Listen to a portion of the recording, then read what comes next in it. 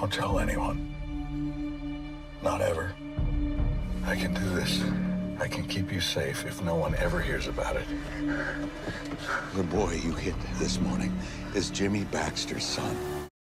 Do not adjust your television set or wherever you're seeing this. We do have him. He is Bryan Cranston, who needs absolutely no introduction other than being an Emmy and Tony Award-winning actor, nominated for an Academy Award in his performance in Trumbo.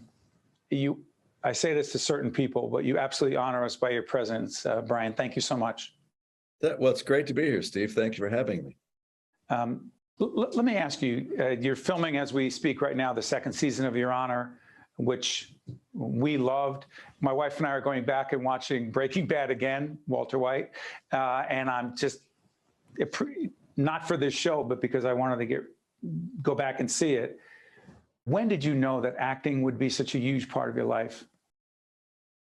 Well, I knew that I was going to take a shot at it when I was 21 years old, and I was riding a motorcycle across the country, not knowing what I wanted to do. And I was on the Blue Ridge Parkway in Virginia, and it started to rain and rain harder and harder. So I got off and I spent the night in a picnic site on a cement slab with 4 posts and a roof and a little picnic table. And for the next 5 days, I was stuck there because it never stopped raining. And sometimes that kind of isolation gives you an opportunity to reflect. And it sure did. That loneliness was all-consuming, and actually a great lesson in patience and contemplation. And so I was reading a play and I realized, oh, this is what is getting me through this boredom and loneliness. And I thought, wouldn't that be amazing if you could actually make a living doing this? And so I had made a vow right there to attempt to do something that I loved, acting, and hopefully became good at, as opposed to finding something I was good at but wasn't in love with. And it was that moment that everything just turned around for me. Can you do this for us? And I know it's a cliche question. Extraordinary actor on Broadway and film and television. Acting, or different based on the platform? It's different. It's sometimes very different. And now most Broadway houses are, the actors are mic'd. So you don't have to really super project to make sure you hit the back row in the balconies. But it's different in the way you present yourself and the way you have to endure the hardships of it. And I don't want to say hardships, but it's sometimes often a struggle because you're exhausted. Doing a Broadway play is much harder, actually, than doing a film. In the film and TV business, it's bits and pieces every day, a little bit here, a little bit there. But in a good play, you're doing the beginning, middle, and end every single performance, 8 performances a week, 1 day off, and get into a system where it's so consuming that you talk to actors on Broadway, and that's all they can focus on while they're doing it. They're grateful to have the job, but it is kind of a grind, and you have to protect yourself. I think back on the old stories of Richard Burton and Peter O'Toole and all those guys that went out and just drank themselves into a tizzy after every show and then would show up to the theater the next day. I couldn't imagine doing that and being able to perform. No, it takes its toll, because when most people are starting to taper off throughout the night, and 8 o'clock, 9 o'clock, they want to start slowing down and resting. Your body is telling you to do so. That's when performers have to be at their peak. Wow. I did the LBJ play, and from 8 p.m. to 11 p.m., when the curtain came down, I had to be at my strongest. Well, it takes some retraining of your body and your mind to be able to feel like you are going to be at your strongest at those hours, and then you just collapse afterwards. But Brian, I'm sorry for interrupting. You just triggered something. I don't know your workout routine. Again, I know you're a Dodgers fan, but I don't think you play a lot of, I'm not sure if you play a lot of baseball, but I've got to believe you work out. I've got to believe that physical fitness is a big part of how you do what you do at the level you do it. Fair? yeah, for me, it's necessary. I used to run marathons. I've run New York City marathons, and those days are gone. And I used to also play adult baseball. Oh, yeah, I take that back. I apologize. I sucked at baseball in high school. I should not have assumed that was wrong of me. So you played adult baseball? Yeah, I did for many years. And then I had shoulders, my rotator cuff. I had to have surgery, and just the wear and tear. I'm now 66, and so the wear and tear, the arthritis, and my shoulders are not functioning the way they used to. But that's the way it is. But I find that if I don't take care of myself, the older I get, the less able I am to be fit enough to do Broadway. Yeah.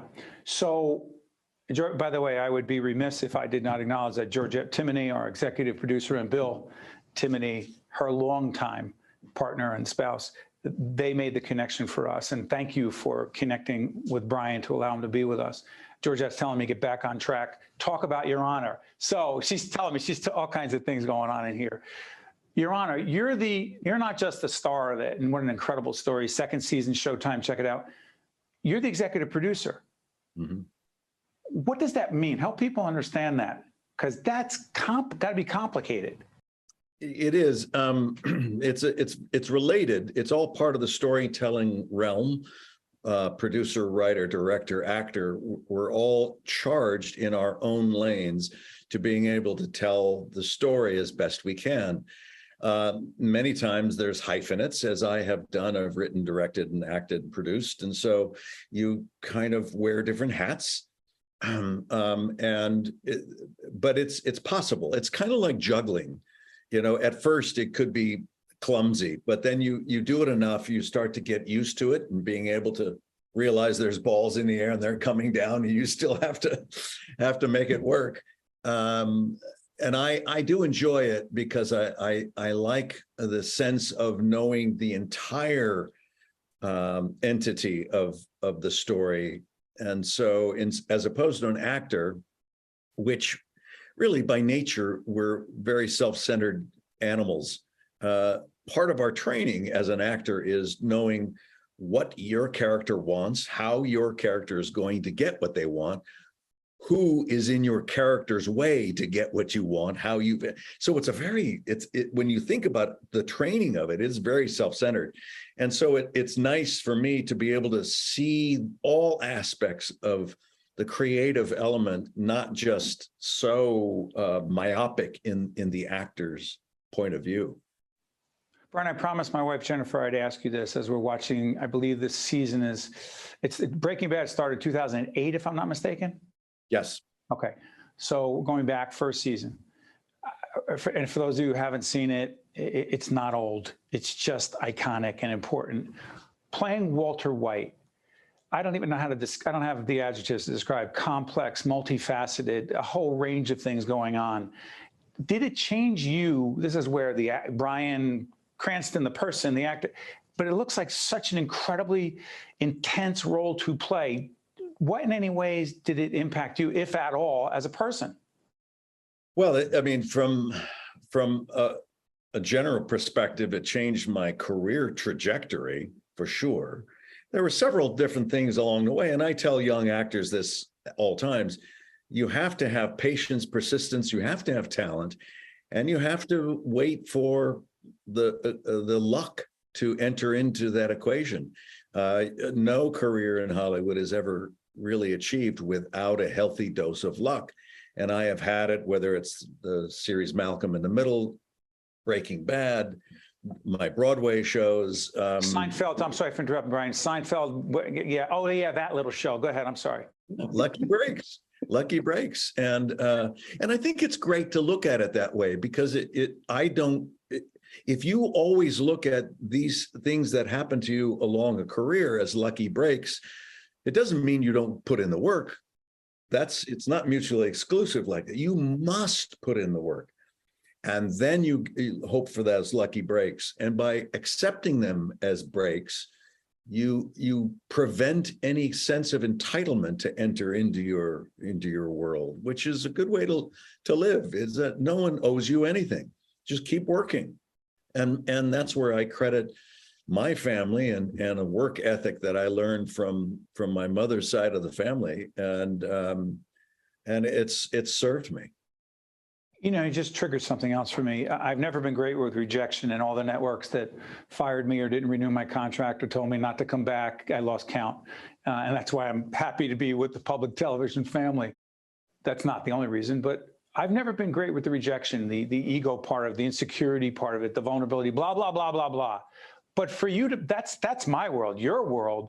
I've got to believe that rejection, or particularly early on, a major part of it. What advice do you have for younger folks who want to go into the profession, but have never really experienced much rejection?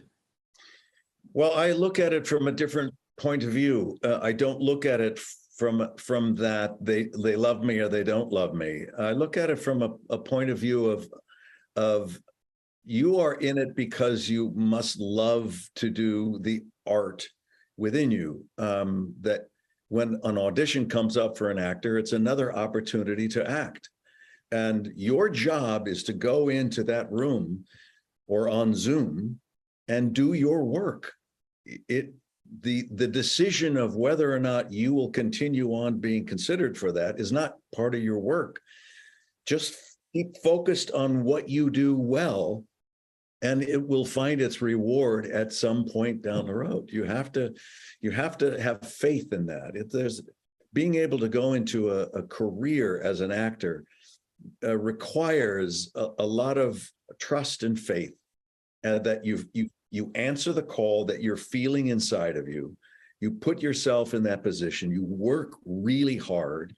You meet people. You show up on time, you know your work, you do a good job, you're respectful to everyone else, and that will permeate out, and people will remember you to being that ultimate professional and being damn good.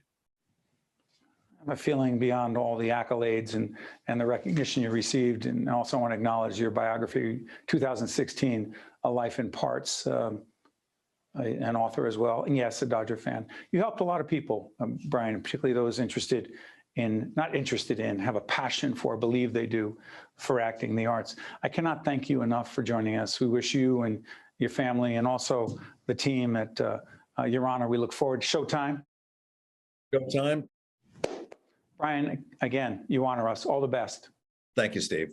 I'm Steve Adubato. That is Bryan Cranston. See you next time. One-on-One with Steve Adubato has been a production of the Caucus Educational Corporation. Funding has been provided by Holy Name, the Fidelco Group, Fedway Associates, Inc., the Northward Center, the New Jersey Education Association, Summit Health, Investors Bank, Kane University, and by Johnson & Johnson.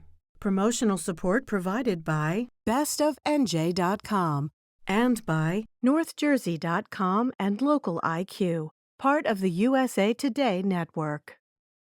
Hurry! Nothing has ever been handed to me. I've had to work for it. On the field and off the field. Kane worked with me, guided me, helped me climb higher to get where I belong, to change my life. Hey, welcome to the team. Cougars climb higher. Kane University.